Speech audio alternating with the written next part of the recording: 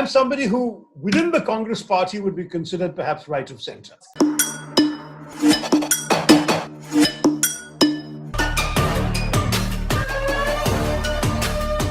Hi, I'm Shoma Chaudhury. Thanks for watching Enquiry. We're ending the year with a big double bill on the idea of India and the battle for belonging from two perspectives, the BJP and the Congress. This interview is with Shashi Tharoor, a veteran Congress leader, a writer and a polymath, who's just written a book called The Battle for Belonging. I speak to him here about his idea of India, the party's idea of India, whether there's need for introspection and course correction, and why they're not able to deliver electorally on their ideas. Thank you very much for joining me, Shashi. Good to be with you, Shoma, as always. So, Shashi, you've written a book, Battle of Belonging, and we're in the middle of that battle. In the simplest possible terms, can you define the core of your book for an audience that hasn't read it? Well, it's actually a study of nationalism and patriotism. First, worldwide linguistic nationalism, territorial nationalism, religious nationalism, etc., etc. And then I basically break it down to two kinds of nationalism. One is a nationalism that is linked to identity, whether it's your religion, whether it's your language, whether it's your race, your skin color, whatever it may be, which you can broadly summarize as ethno-religious nationalism. That's broadly one kind of nationalism. And the second kind of nationalism is civic nationalism, which is not a nationalism based on identity, but a nationalism of institutions and constitutions. So America is the archetypal example of civic nationalism, because you can migrate to America tomorrow. It doesn't matter that you're not white. It doesn't matter you're not Christian. It doesn't matter you didn't grow up there or study there, weren't born there.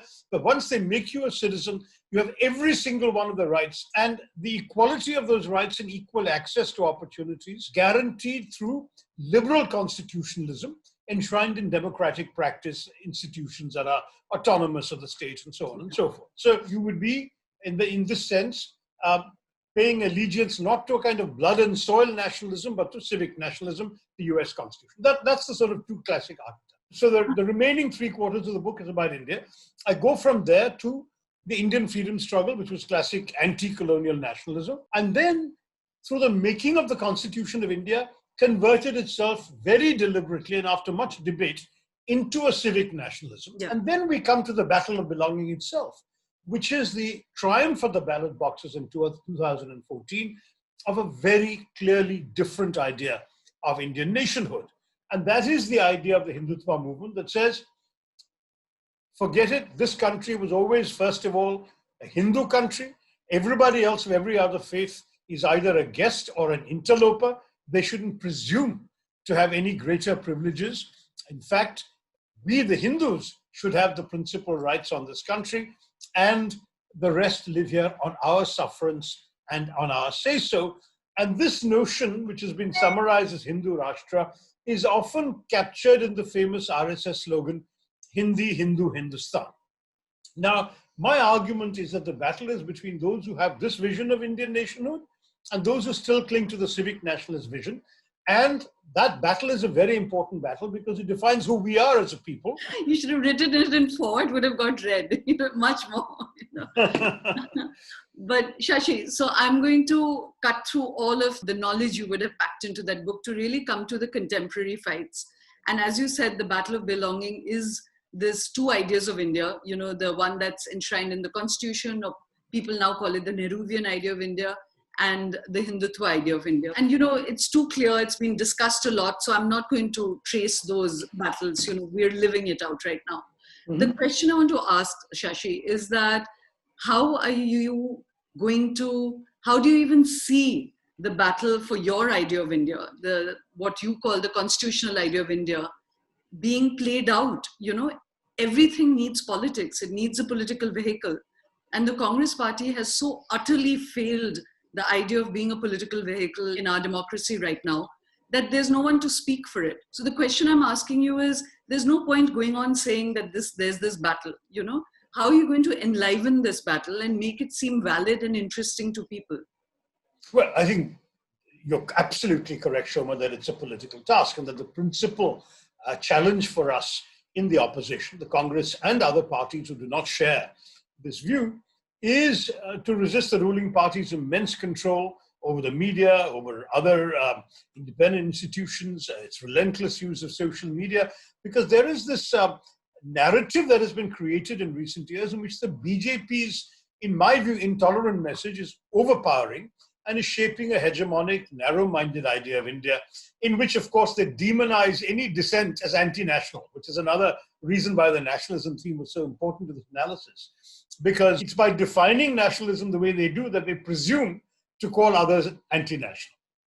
Now, it seems to me that, first of all, we have to persuade people at two different levels. Now, one is the level on which I've written this book, which is the level of argument.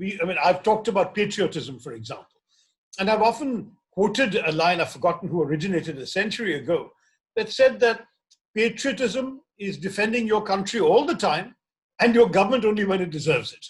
So one should be able to explain to people you can be a proud Indian, you're a total patriot, and still oppose the BJP, the ruling party, and the government, because the BJP and the government are not India.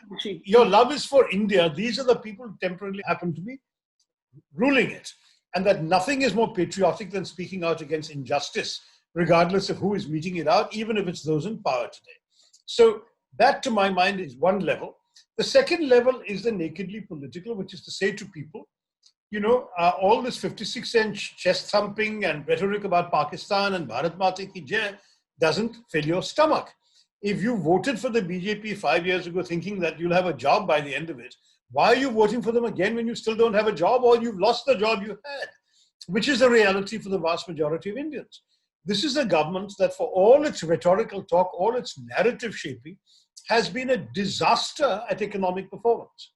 And it is time that we manage to get voters to vote in their economic self-interest, because that is ultimately what most voters do. The whole American expression of voting your pocketbook. Well, in India, amazingly enough, though already in the 2019 elections, we were facing an electorate at a time when unemployment was at a 45-year low, at a time when every single sector of the economy was down, before COVID. Yeah. Even then, one bomb blast in Pulwama, one retaliatory strike in Balakot, a lot of inflammatory speeches, and North India went lock, stock, and barrel behind the ruling party. So somehow we have to tell people, bhai, any party would defend the country's self-respect. But who has actually catered to your basic needs? Who came up with the Munrega scheme and fed the poor in the villages? Who gave you cash support for your crops? Who ensured that the factories were humming and there were jobs available? Who did all of that? It was actually us, not them. They have actually destroyed everything that we'd given you in the preceding 10 years. For God's sake, bring us back and we will change this country. Because there is no doubt that the sheer incompetence of governance that we have seen on display ever since demonetization, the first of many follies and examples of ineptitude, that people have suffered. So that would be the second level about it. Shashi, you'll have to allow me to butt in, because as you know, sure. I did want, an intellectual combatants on the show, but your schedules were unmatching, and I wanted two other authors who've written a book on India. I've read it. In fact, I've given them a blurb, as you may have seen. Yes. I actually said that I think that what they've done is welcome contribution to this sort of debate. Huh?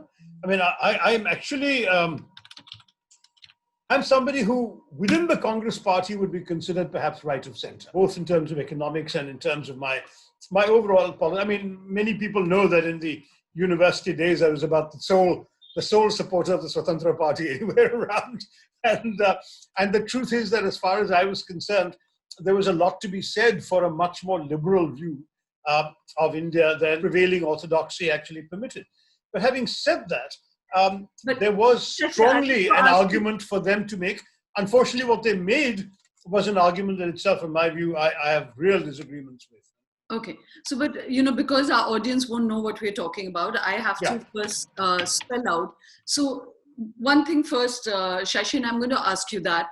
There are two levels at which our conversation will run now, is the politics on ground and the ways in which the Congress are failing it. And the other is the battle at the level of ideas, and where I want to play devil's advocate and put out the views that the more Hindutva intellectuals are putting out and pose those to you, So first, I know you don't want to talk too much about the Congress, but tell me, Shashi, how do you see the ideas that you're fighting for be enlivened if there's no political vehicle in this country? So just in 3-4 points without going into the details of what's going on within your high command and your low command and your dissenters. Why don't you just... unfortunate phrase. Listen, I mean, look, I would argue that it's not fair to say there is no alternative. The Congress is the alternative. It is still a national party with a footprint throughout the country, with a vision, with a history, and with amazing talent on its bench. I mean, that's something that even our most savage critics will admit, is that, the entire BJP with 6 times the number of MPs as us put together will not be able to produce a fraction of the kind of competence that the Congress party commands daily that would be able to respond to the nation's problems. Having said that, for me, the issues of core values which exemplify the idea of civic nationalism, secularism, for lack of a better word, I'm equally happy with pluralism, inclusivity, which is very important, and social justice. Now, if you can bring these things together, which the Congress party does, and I would argue the BJP does not, as a matter of policy does not, then I would argue that we have the clear battle lines drawn. In fact, take religion and religious freedom, for example.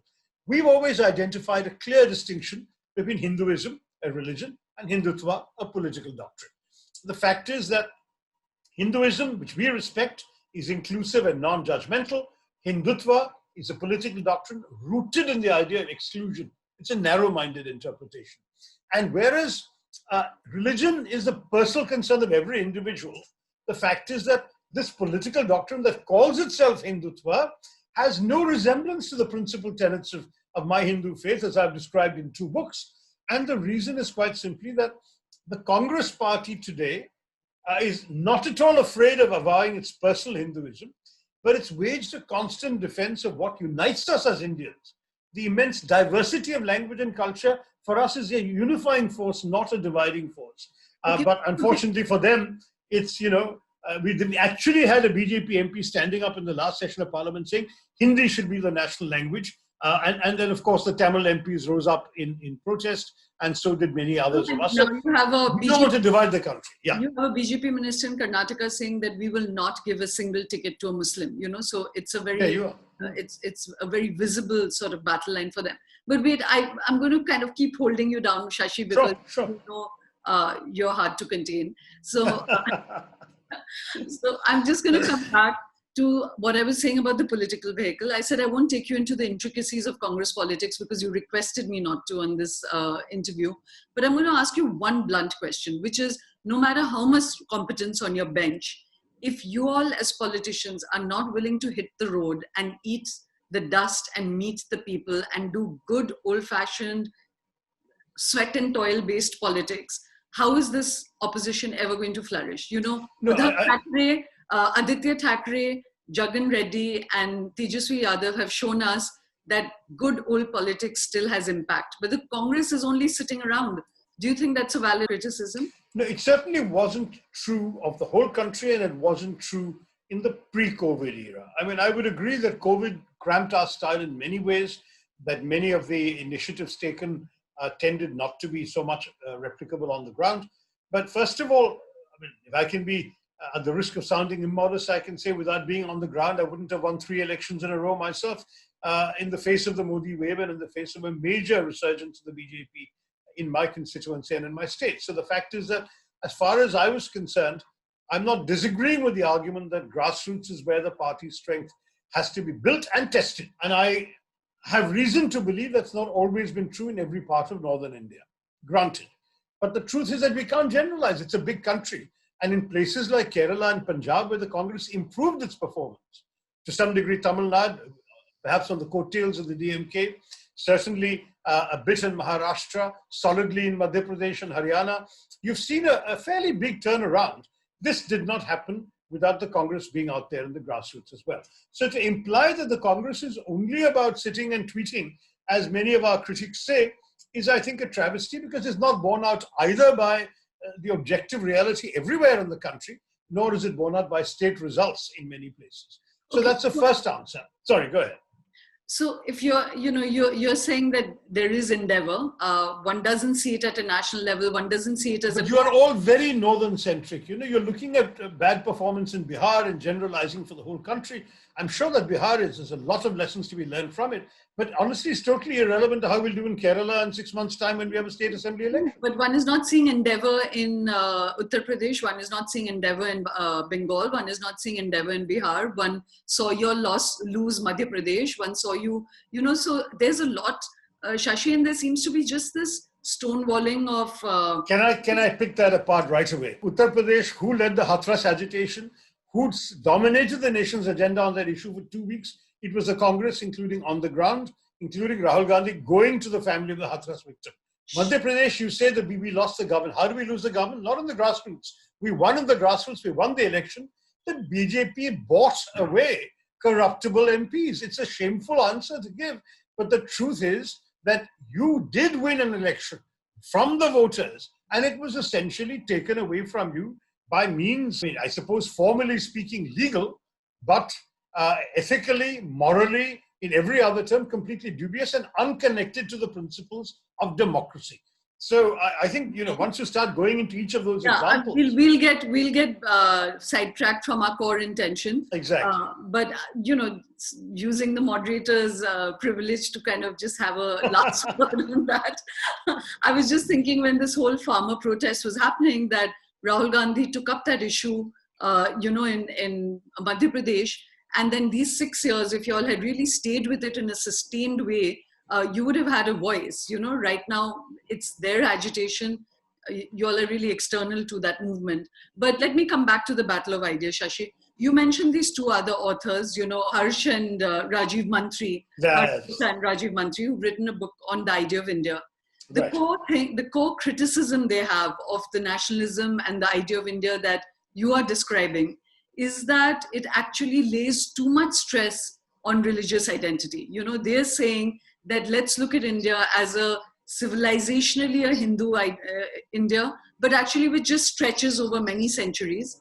And in a modern India, the individual liberty matters, that all individuals should have equal rights under the Constitution, and we should not look so much at the identity of communities. And in fact, they're doing a counter-criticism of the Congress and Nehru, saying that it enshrined everybody into their communities. The Muslims were always treated with a kind of noblesse oblige, not allowed to move out of their community identity, not just have individual rights, but be ghettoized as a Muslim community. And that's their counter-criticism.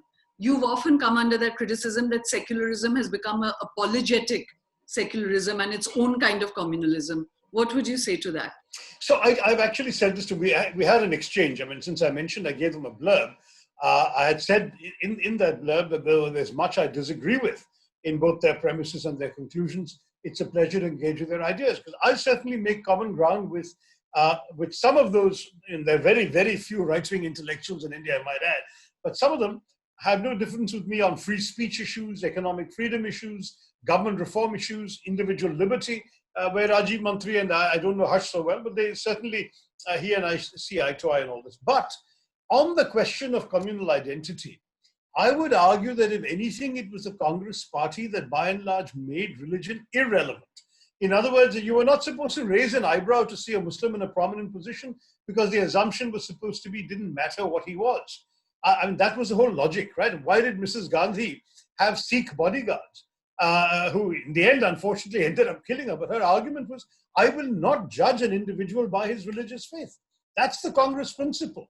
And so the only ones who are communalizing discourse are not us, it's the BJP, which by raising the Hindu Rashtra bogey and by overwhelmingly arguing that only one community has a primary claim on the very identity of India, let alone its resources, its nationhood, its slogans, its ethos, very, very frankly, that obliges us to respond in kind. I have, for example, pointed out, how can you accuse India of Muslim appeasement at a time when the Muslims are the poorest, the most economically vulnerable, most disadvantaged community in India, underrepresented in the police, underrepresented in the bureaucracy, underrepresented in the judiciary, and overrepresented in the prisons? Now, is that an example of successful appeasement? So my counter argument to these people is that for the Congress to say that those who are weak and vulnerable need to be helped, you have obliged us to define them by religion. As far as the Congress was concerned, we used to define people more by class. And there was a very, I mean, what is a Mahatma Gandhi National Rural Employment Guarantee Scheme? If you are poor enough that you need some amount of paid employment, otherwise you're forced to leave your village and look for work in a city that may or may not have work to offer you, we will give you work in the village. Now, that doesn't ask you what religion you are or even what gender you are. In Kerala, for example, 92% of the beneficiaries are women. And of course, there are women of all religions and castes. So let me stress that this communalizing argument is a very clever way of turning their weakest point into their excuse for their own bigotry. So Shashi, unfortunately, because they're not here, I'm going to be... I don't mean Mantri and Gupta, I mean the BJP ecosystem as a whole. That argument is a BJP argument. Yeah. So, but you know, the BJP, so much of this battle is being fought out at the level of cultural wars rather than economic wars. And if there was a BJP interlocutor here, they would remind you that even Mr. Modi's government claims that their economic welfare state that they are rolling out is also, fairly equal. And it's not like they're ghettoizing Muslims and not giving Muslims, say, the rations or the LPG or the shelter. So they're saying that their economic program is for everyone as well. The battle is really at the level of culture. And that's where, of course, if I bring up the issue of love jihad or the fact that there's a backlash on a Muslim and a Hindu kissing in front of a temple in Suitable Boy, I mean, unfortunately, there'll be no argument between you and me because I'm as aghast as you on that. But the question which I would like you to examine is that the BJP and the Hindutva brigade say that this idea of nationalism that you stand for, or Nehruvian idea of India stands for, is also deracinated, that it is not situated in its culture at all. In a way, it became a kind of knee-jerk rejection of everything that was Hindu. And that there's a great need. There was almost an apology. If you wear a Janayu, if you wear a bindi, if you wear a tika, if you do the Hanuman Chalisa, anything which is an overt cultural gesture, you're seen as communal. And that is also their argument. Do you think that if you were to take that on, is there a new position which is more positive than your old position and their criticism? Is there a new position that you can articulate? No, I think the old position was caricatured. It wasn't like that at all. First of all, we were very rooted in culture, but particularly in places like North India and Kerala, where there's a significant minority of other religions, it was a composite culture. Nehruji was proud of, the BJP leaders, when they dress up for a formal national occasion, they're wearing a sherwani, which didn't exist in India until the Muslims brought it here, right? Or a variant of the sherwani. Even the Modi jacket comes from a garment that didn't exist in ancient Hindu India. We are a composite culture. I've got a section in the Battle of Belonging about the whole notion of Indic civilization. And I point out that we are an evolved hybrid. We've had influences from these people who came and settled in this country and brought a lot of their cultural influences here. And similarly, we've been influenced by the British. The collared shirts that many people wear, or the pants many people wear, are actually British. The shoes many people wear were brought here by the Westerners. So we have evolved as a hybrid. Indic civilization isn't frozen in the culture, the clothes, the music, the food habits of the Vedic past. It's not. It simply isn't. And so for them to say that the culture we avow is somehow less authentic than theirs is laughable, because the culture we avow is the genuine culture of heterogeneous India, in which all these influences have come in and are inescapable. Now, when we look at bigotry and intolerance, you mentioned the FIRs in UP and MP about the kissing scene and love jihad. Is a preposterous notion that love should be reduced to a jihad is itself a sad travesty of the mentality of these people. But I would argue that what is far, far worse is their actual denigration of the great strength that Indian culture has acquired by being able to absorb all these influences and speak confidently of it all. We're very self-confident about our culture. An Indian who is equally comfortable enjoying a classical raga and appreciating a Western film or reading an English language book, that Indian is actually far more at home in the world than an Indian who takes pride in being close to every influence but that which has come directly from his Sanskritic ancestors.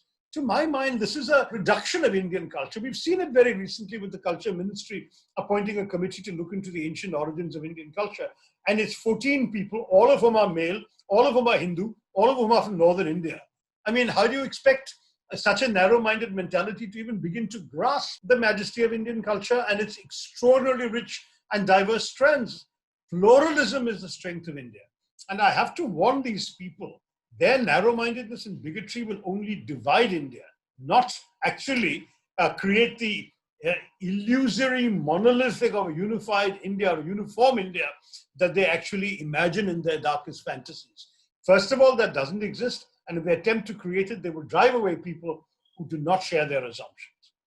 If for a moment I stop being your adversary, I would actually, re-emphasize what you're saying, that it's amazing that in a country like India, which, as you said, is just so plural, and which, on sexuality, on just the basic issue of sexuality and love, I mean, we were way more modern than Europe and America. And, it's ridiculous that we should be brought down to objecting to a kiss in front of a temple or jihad, even at the level of conversion. I understand if it is some big money coming in and pumping a mass conversion program, but two people in love, an adult opting to, move into another religion, all of that is too ridiculous for two people who agree to argue about. But Shashi, the question I would ask you here is much more perplexing, which is also a question that America is facing. And as I told you, I asked Fareed Zakaria that we can sit here and criticize that till kingdom come. It's of no use. The question that you as an intellectual need to take on is that, why is almost half the population buying into this? When there's an argument as ugly as ridiculing biryani now, biryani has become an offensive symbol in a country that is an absolute celebration of plural food. And 47.3% in America voted Trump. India... Only 37 voted BJP, let's not forget. Okay, so but it's not yet nearly half, as you put it. 37% is still a very large number. I want to ask you an uncomfortable question, Shashi, and not give pat answers. Why are people buying into their articulation of India, And not everybody sees themselves as ugly and bigoted and intolerant. There are people there who see themselves as very good people. What is attractive about what they're saying? What is the gap that they're filling? Those are much harder questions for you to answer as an intellectual. Well, I mean, paradoxically, economic failure has been strengthening the BJP's political success, as I mentioned to you earlier. But one of the reasons for that also is that when there is less of a pie to go around, there is greater unwillingness to share it with people, especially if you're able to define them as being not like you. So those people who wear a beard or who hide themselves in a burqa or whatever, those people don't really belong. Why they're laying claim on my diminishing pie or my diminishing rice bowl, whatever it may be. So that actually, paradoxically, the BJP's own economic failure has partly enabled its agenda because people have become more selfish and more exclusionary.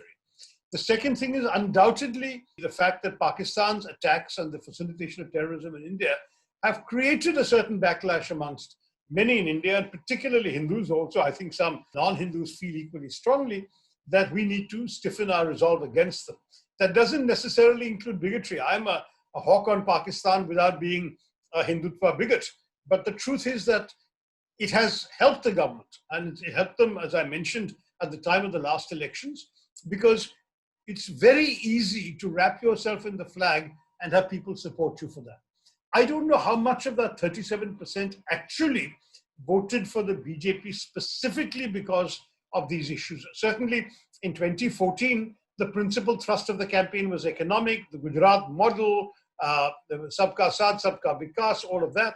And I would say of that 31%, my guesswork is that the BJP's core Hindutva vote remained below 20, and the rest was all people attracted by Mr. Modi, the development guru. By 2019, a lot of that sheen had faded, particularly with the disastrous demonetization and the completely botched implementation of the GST rollout done with such haste and such poor preparation. So then it had to be, the appeal had to switch much more to nationalism, national security, and bigotry against Pakistan and against Muslims. Now, the political opportunism as to which bits of your ideology will emphasize. You had mentioned earlier that they've got a welfare state going. The things that they are doing to produce welfare are actually all the very things that Mr. Modi derided, not only in the 2014 campaign, but in Parliament.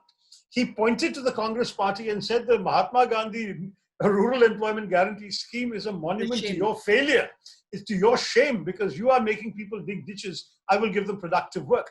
And it's because of his failure to give them productive work that he's back to boasting about the fact that he's giving people money to dig ditches. So let's be very clear. There is absolutely no credit to be given to the government for their welfare schemes because they ran on an anti-welfare program. In Gujarat, there's hardly any welfare. In fact, on the Human Development Index, Gujarat is very low down the totem pole, even under Mr. Modi, because the fact is that everything from maternal mortality to child malnutrition is amongst the worst in India. Because the government had no welfare schemes. What they boasted of was successive economic growth figures because of their making life easier for business people and giving land for special economic zones, exports, ports, all of these things. Now, that model is what they were essentially selling for the rest of India. It's their failure to do what they came to do that has led them to become welfareists. So for you to today cite their welfarism, to me, I must say, doesn't wash, Shoma, because they have had to, in defeat, in moral defeat, have had to take a leaf out of our copy. No, I see that. But as I'm still saying that they clearly have a kind of political hold and an emotional hold and a cultural hold on people's psyche. And I was asking you as an intellectual, that is there any ground you want to cede on? You know, one knows what's negative. I mean, the hate stuff is so, again, like I said, for me, I find it very hard to understand how hate and bigotry can be so attractive. But when you're saying that the economic vacuum, you know, the fact that unemployment is at a 45-year high is helping them use culture and nationalism as a hold over people, the pushback I would do there, Shashi, is I would understand that if only poor people were the BJP constituency. But actually the upper class, the educated and Indian middle class, the elite are very, very aligned with the BJP. And where is their attraction then? You know, what is the attraction of the upper middle class to the BJP? And intellectually, how do you understand that? How will you bring them back to your way of thinking? Well, I think by persuasion. I mean, there's, to my mind, I think opportunities for the Congress party are very clear and very open. First is the complete economic failure of the government, which definitely needs to be pointed out.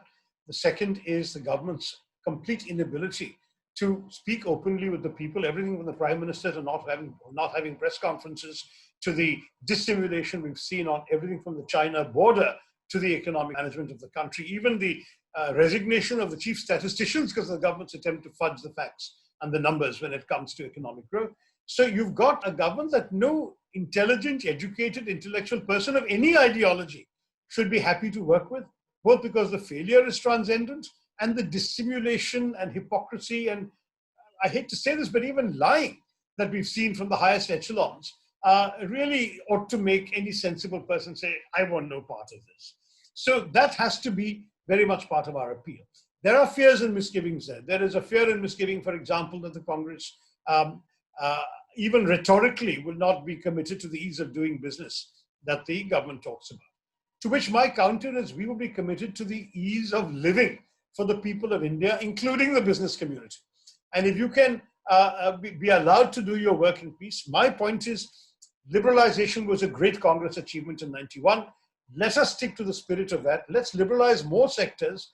Let the business community have a free hand, but let us ensure that the revenues we get from that growth are distributed to the weak, the marginalized, the minorities, the poor, everyone essentially who has been left out so far and needs a leg up to participate in the marketplace. And I will tell the business community this is in your interest. The people we're giving a leg up to today through our welfare measures will be your customers and consumers tomorrow. So don't oppose us for our so-called povertarianism. If we can actually end their poverty, we'll actually be doing you also a favor in the long term. So all of these messages, as far as I'm concerned, we ought to be giving to the business community, to the right-wing intellectuals you talked about, or the people in the educated upper middle classes who are showing some sympathy to the BJP. So where I will not give them aid and comfort is on this communal argument. No, India is not just a Hindu country. No, it's not just a Hindi-speaking country. No, it is not just Aryavrat or Hindustan or whatever. It is this wonderful plural land where, as far as I'm concerned, a Tamil Christian and a Kerala Mapla Muslim have as many rights as you sitting in the UP heartland or the Hindi-speaking heartland of the country. And the day you don't recognize that, I will continue to oppose you. The day you accept that and give all these people the same place of honor, they will contribute so much more to the greatness and success of your India, of our India. So Shashi, let me take you through the, the key, like the lightning rod issues which attract everyone and get everyone het up, One, so I'm just going to list them so we can quickly run through them. One is Kashmir, Uniform Civil Code, Ayodhya, these, and history, this whole idea of the Mughal past and the Muslim rule and the fact that one has suppressed all the violence that happened then. These are the issues which urban Indians and well-off Indians really vibe with, and they feel that, yes, there's great wrong being done to India and by the Congress party and by the Nehruvians, and we need to fix all this. So let's just run through that. Now, we'll come to Kashmir, but let's do Uniform Civil Code, because inevitably, I think this government has it on its cards and it's going to come up. So if you are creative about it, Shashi, do you think that you need to articulate a new creative position on the Uniform Civil Code? Because people will remind you when you were saying, we've never looked at the communities, we've always said it's rights for everyone. They'll bring up the fact that the Hindu temples, the trusts are run by the government, but the Muslims are allowed to have rights over the Waqf board. They'll remind you about, of course, Shah Bano. They'll remind you about your opposition to triple talaq. They'll remind you that Muslims want that they, even whether they do it in practice or not, in principle, they can have 4 wives. Why not Hindus? Basically, that Hindu personal law was legislated, and it is right. It should be legislated because no society changes itself. Why is the Congress so afraid? 70 years later, I understand straight after partition, Nehru had to heal a lot of wounds, reassure people. But 70 years later, people will ask, why can't Muslim law be legislated into some semblance of modernity? What would your answer be there? I think it's first of all, the examples you gave, I personally have not been on exactly the same page as my party's established position, largely because I wasn't in my party when I took my position. So, for example, I have been a strong critic of the Shah Banu action on the part of the Congress government at the time, and I've done so in writing. Similarly, I have written, including in books since I became an MP, about the inequity of only one religion's places of worship coming under governmental legislation and fiat. And I agree with those examples. And frankly, by lumping me with all established Congress positions, my critics do me a disservice because my track record is a bit more complex than that. And I joined the Congress party only in 2008. So I really have a very long paper trail before that. However, where I do not part company with the Congress party on the Uniform Civil Code is on the argument that however desirable it is, and I would stress, I believe a Uniform Civil Code is desirable in our country, that it would be folly to impose it without bringing communities along with you for fear of the social unrest it'll cause and the other complications. You see, the great thing that people don't often perhaps remember is that Uniform Civil Code only applies to a handful of issues: marriage, inheritance, divorce.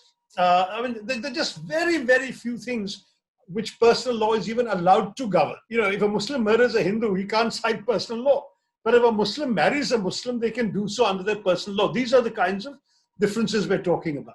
Now, from my point of view, if the Muslim community today gives, shall we say, itself more of an opportunity to evolve its own attitudes and customs, this will happen more easily and more naturally than if a Hindu majority government imposes its decision by its overwhelming legislative majority upon an unwilling minority, because the unwilling minority will resist, and you will have any attempts to then impose the code could create all sorts of terrible backlash.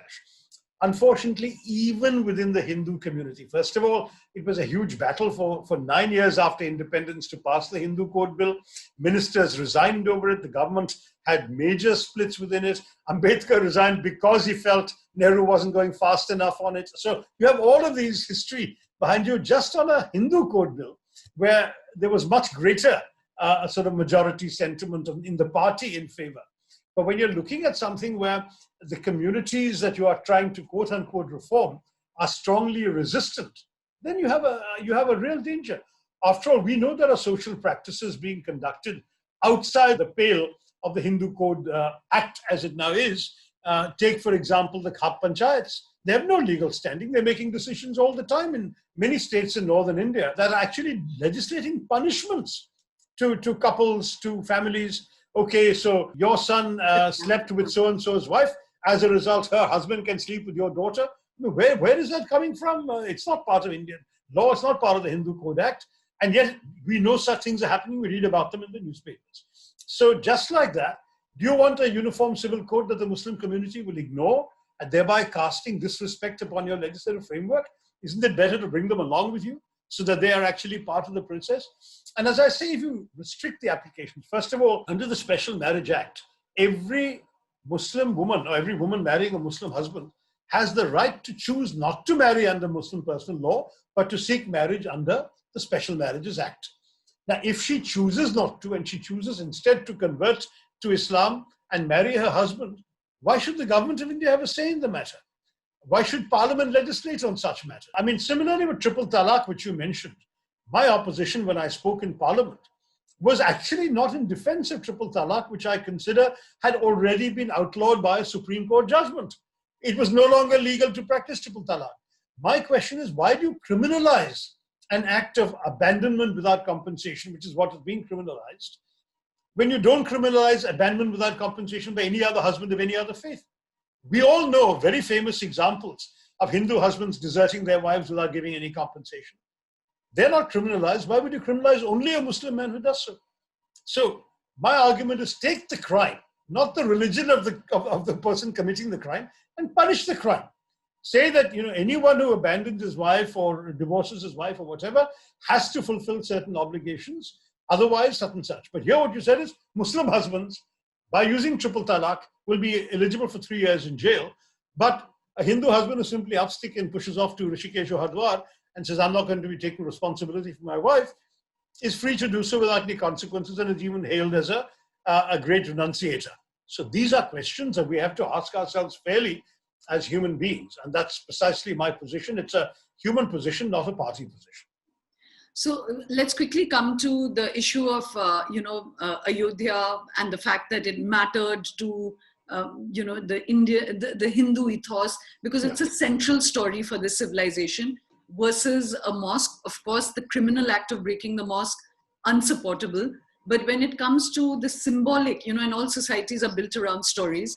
So people feel that the muqabla, if I use that word, was not an equal one, and that it was the Muslim community who a long time ago should have conceded that. And of course, the crime of breaking the mosque completely complicated the matter. But if we just look at it in terms of stories versus history, stories that matter to a civilization versus history, where would you place that? Because these are the emotive issues on which... Well, we've all accepted the outcome, Shoma. I mean, I think that was exactly as you summarized it. Many of us felt that the act of vandalism was unforgivable. Most Hindus would have wanted to see a temple in Ayodhya because that's their belief that is exactly where Ram was born. Whether it's provable or not, to my mind, is beside the point. It's a question of faith. And faith is usually beyond, historical tests of proof. Also, we know archaeologically that there was an indication of some sort of temple structure predating the mosque, and we don't know what temple it was and whom it was to, but there was something underneath. The Archaeological Survey of India has established that. So for all of those reasons, the debate on Ram Janmabhoomi has moved on. The problem is first that the punishment of the vandals has not taken place. Indeed, they've essentially all been let off the hook. And second, that there has been a sense that the institutions of the Indian state have awarded Ayodhya, the disputed site, to one community, instead of the Muslim community having been persuaded through artful political management to themselves make such an offer. I think that had we shown a greater political / diplomatic talent and actually got a cross-section of Muslim and Hindu leaders together and worked out a formula where it would be the Muslim community that, in the interests of social harmony, made the offer, rather than it coming out of the court route, that would have been possibly morally a better result.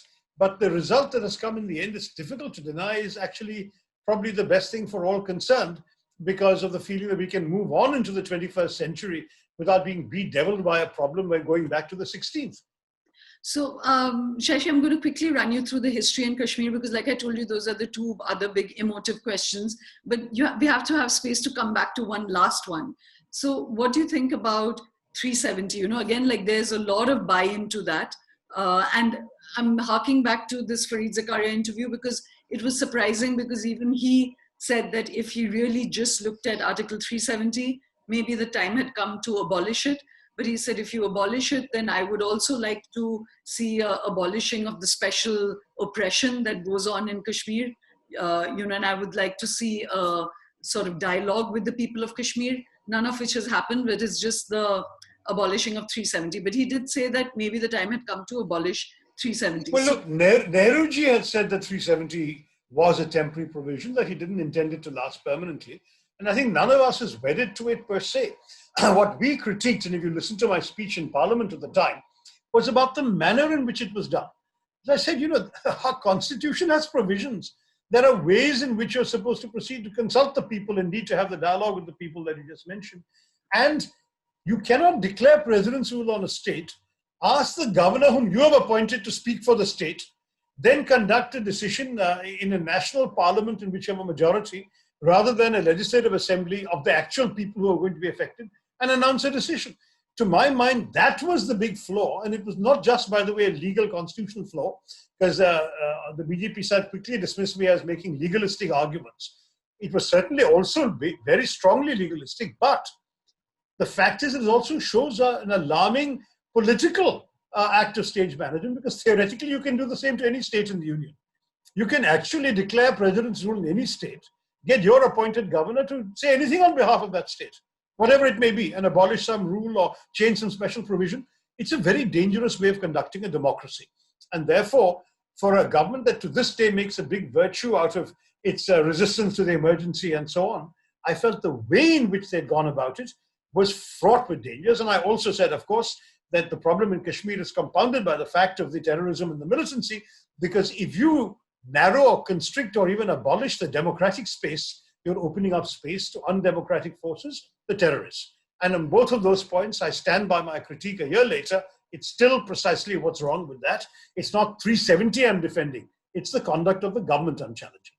I guess the pushback on that, if there was anyone here to push back strongly enough on you, would be that in realpolitik, you push through certain things because there's no way that discussion would have led there. I come back to the question that it is some of what's going on in the country is extremely, extremely disturbing. You know, the UAPA cases, the oppression of journalists, you know, all the sort of bigotry and the intolerance, fake news. There's just a lot, you know, this legislation of our personal spaces is very, very problematic. But what is the pushback on that, Shashi? Because just articulating it is not enough. What do you think at the heart of the matter is wrong with the Congress right now?